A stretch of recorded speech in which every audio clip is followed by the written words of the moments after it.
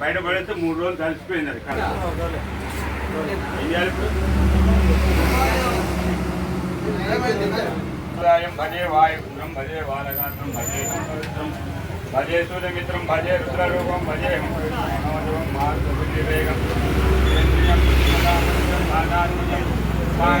ముఖ్యం శ్రీరామదూతం శిరసానమారి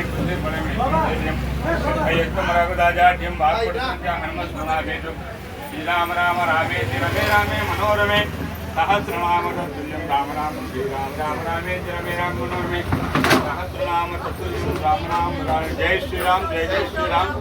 భాద్రపద మాసంలో మొదటి మంగళవారం విశేషమైనటువంటి రోజు. ఈరోజు మంగళవారం సందర్భంగా మన అభయాంజనేయ స్వామి వారికి హుజూర్నగర్ వాస్తవ్యులు ప్రత్యేకంగా స్వామివారికి అన్నదాన కార్యక్రమం ఏర్పాటు చేయడం జరిగింది. వారి ఆధ్వర్యంలోనే వారి సమక్షంలో స్వామివారికి పంచామృత అభిషేకాలతోటి స్వామికి విశేషంగా అభిషేకం చేసి పట్టు వస్త్రాలు సమర్పించారు. స్వామివారికి నాగవల్లి దళార్థంతో కదిలీ ఫలాలతోటి నివేదన కార్యక్రమం పూజా కార్యక్రమం అన్నీ కూడా చేస్తున్నారు. వారికి వారి కుటుంబానికి సకల శుభాలు కలగాలని వచ్చినటువంటి భక్తులందరికీ కూడా సకల శుభాలు కలగాలని పిలిస్తే పలికే దైవంగా అందరికీ కార్యసిద్ధిగా ఉండే హనుమాన్ అభయం ఇస్తూ స్వామివారు తన యొక్క చిరునవ్వుతో నవ్వుతూ అందరినీ నవ్విస్తూ మంచిగా ఆరోగ్యంగా ఉండాలని ఆయన చెప్పడం జరుగుతుంది. స్వామివారి యొక్క దివ్యదక్షం చాలా విశేషమైనటువంటిది. స్వామివారి అనుగ్రహంతో మనం ఏది కోరుకుంటే అది నెరవేరుతుంది తప్పకుండా అని ఇక్కడ విశేషంగా ముందు ముందు చాలా చరిత్రగా గొప్పగా కలిగేటువంటి ఒక పుణ్యక్షేత్రంగా విరాజిల్లేటువంటి సమయం కూడా ఆసన్నం అవుతుంది. త్వరలోనే ఆ స్వామివారి యొక్క అనుగ్రహం చేత అందరికీ కూడా వివాదాలు కలగాలని కోరుకుంటూ జై శ్రీరామ్ జై శ్రీరామ్. శతమానం భవతి యత్రేంద్ర ఆయుష్యేవేంద్రియం ధనం ధాన్యం పశుం బహుపుత్ర లాభం సంవత్సరం దీర్ఘమాయుర్భూజం కామేశ్వరాయ కుబేరాయ వైష్ణవనాయ మహారాజాయ నమః. జై శ్రీరామ్ జై శ్రీరామ్ జై శ్రీరామ్.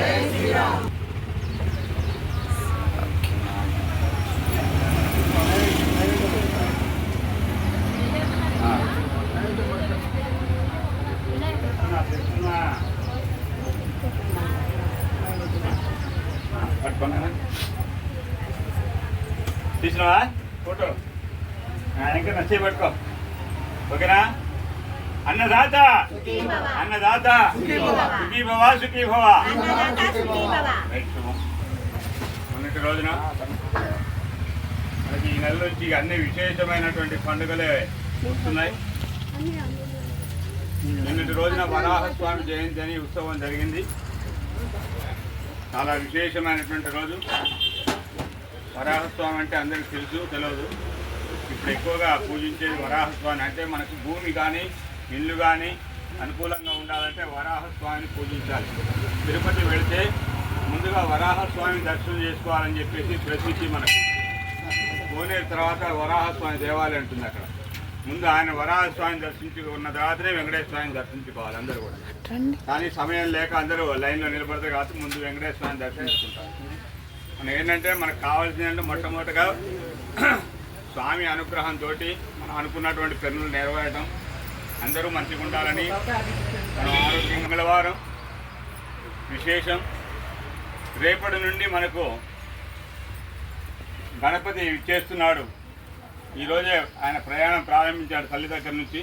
తల్లిదండ్రుల దగ్గర నుంచి పర్మిషన్ తీసుకొని అయ్యా నేను భూలోకానికి వెళుతున్నాను, భక్తులంతా నా కోసం చాలా ఎదురు చూస్తూ ఉన్నారు. అందరూ ఉండ్రాళ్ళు అన్నీ పట్టుకొని పంచపక్ష పరమాణాలు పట్టుకొని మరి పందిళ్ళు వేసి ఎదురు చూస్తున్నారని చెప్పేసి ఆయన వాళ్ళ అమ్మగారి నాన్నగారి పర్మిషన్ తీసుకొని వాళ్ళ బయలుదేరారు.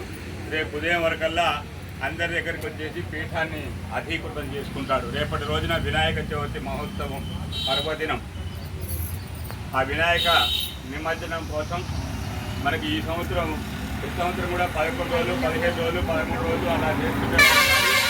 ఈ సంవత్సరం మనకు మధ్యలో చంద్రగ్రహణం అనేది వస్తుంది కాబట్టి 7వ తారీఖు నాడు చంద్రగ్రహణం వస్తుంది. గ్రహణం తర్వాత మరి గణేశుడు ఉండకూడదు అని చెప్పేసి శాస్త్ర పరిశీలనతోటి పండితుల యొక్క అనుగ్రహంతో చెప్పడం జరిగింది. కాబట్టి 9 రోజులు మాత్రమే గణేశుడు పూజ చేసుకొని తర్వాత నిమజ్జనం చేసుకోవాలి ఎవరైనా సరే. అని శాస్త్రం చెప్పడం జరిగింది, ప్రభుత్వం కూడా చెప్పడం జరిగింది. దాన్ని బట్టి ప్రజలు మీరంతా కూడా ఆలోచించుకొని మీరు కూడా తెలియని వాళ్ళకి తెలియజేయండి. 3 రోజులు, 5 రోజులు, 1 రోజు, 9 రోజులు అలా గణేశుడితోటి రేపటి అందరికీ కూడా సకల విఘ్నాలు తొలగిపోయి అందరికీ కూడా వినాయకుని యొక్క అనుగ్రహం ఉండాలని ఆశీర్వదిస్తూ ఈ అభయాంజనేయ స్వామి గారి యొక్క విద్యార్థులు కూడా మీ అందరికీ అభయం ఇవ్వడం జరుగుతుంది. తర్వాత వరుసగా మనకు ఉత్సాహం ఉండాలని మీ అందరికీ కూడా అభయాంజనేయ స్వామి గారికి అభయం ఇస్తూ శ్రీరామ రక్ష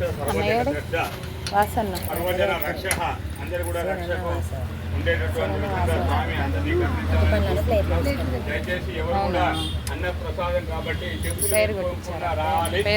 టెంపుల్ వేసుకొని ఎవరు రావద్దంటే ఎవరు నేర్చుకున్న వాళ్ళంటే విడవని చెప్పండి. అదేవిధంగా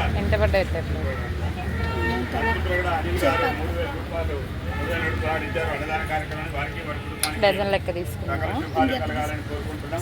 అదేవిధంగా అలవాళ్ళ శాంతకుమారి గారు 45 కేజీల బియ్యం ఇచ్చారు, వారికి వారి కుటుంబానికి సకల శుభాలు కలగాలని కోరుకుంటున్నాం. అలాగే ఈ అన్నదాన కార్యక్రమానికి విశేషంగా తమ వంతుగా కొంతమంది భక్తులు ఇతోధికంగా వస్తు రూపేణ ధన రూపేణ కూడా ఇవ్వడం జరిగింది. కొంతమంది మరి భోజనం చేయడం కోసం, అన్నప్రసాదం స్వీకరించడం కోసం భక్తులు ప్లేట్లు కూడా ఇచ్చారు, వారికి కూడా సకల శుభాలు కలగాలి. ఇంకా కొంతమంది ఇవ్వడానికి రెడీగా ఉన్నారు, తీసుకుని వస్తున్నారు ప్లేట్లు.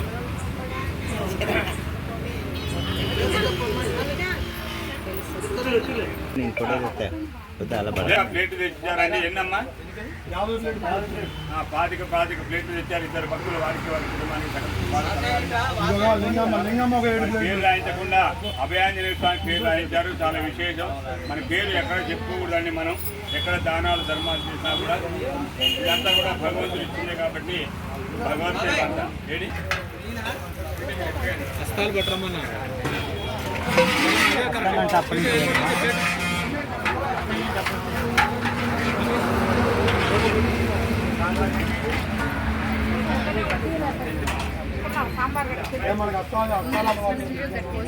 అంతవరకు కింద పోతుంది అసలు ప్లేట్లోకి రాదు అన్న.